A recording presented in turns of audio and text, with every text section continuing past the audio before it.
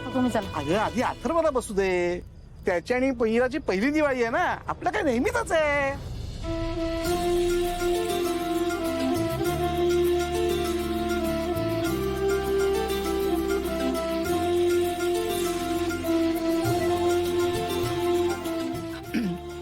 अथर्व बस रे, बस बस.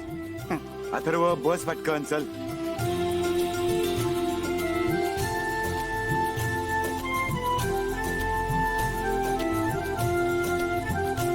मीरा, चल ये पुढे. तुझ्या नवऱ्याला उठणं लावून पहिली अंघोळ घाल.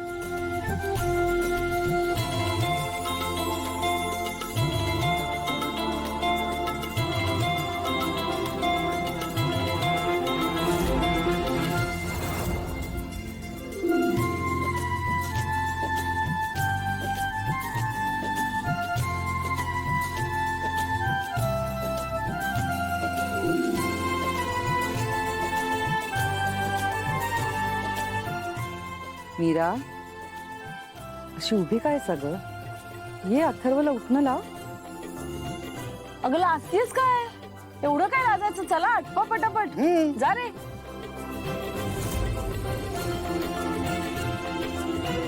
आई, कशाला कोणी हवंय मला अंघोळ घालायला? अंघोळ मी स्वतः करूच शकतो ना. अथर्व, रोज तुझी तूच करतोस ना?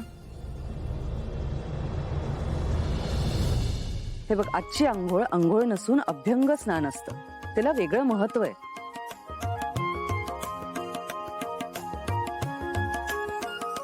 अरे अथर्व बस पटकन.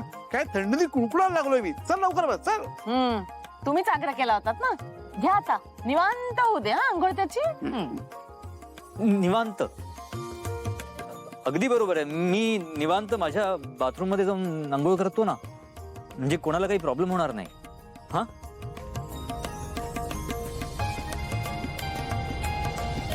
बरोबर आहे अथर्वचं. नाही म्हणजे बाहेर आंघोळ वगैरे करेल तर त्याला सर्दी वगैरे होईल ना, थंडी आहे. त्यापेक्षा तू तू आज जाऊन आंघोळ कर. हे बेस्ट आहे. येस. बाबा, मी जेव्हा आंघोळ करत नाही तेव्हा तू माझ्यावरती रागवतोस. मग आता तुझ्यावरती कोण रागवणार?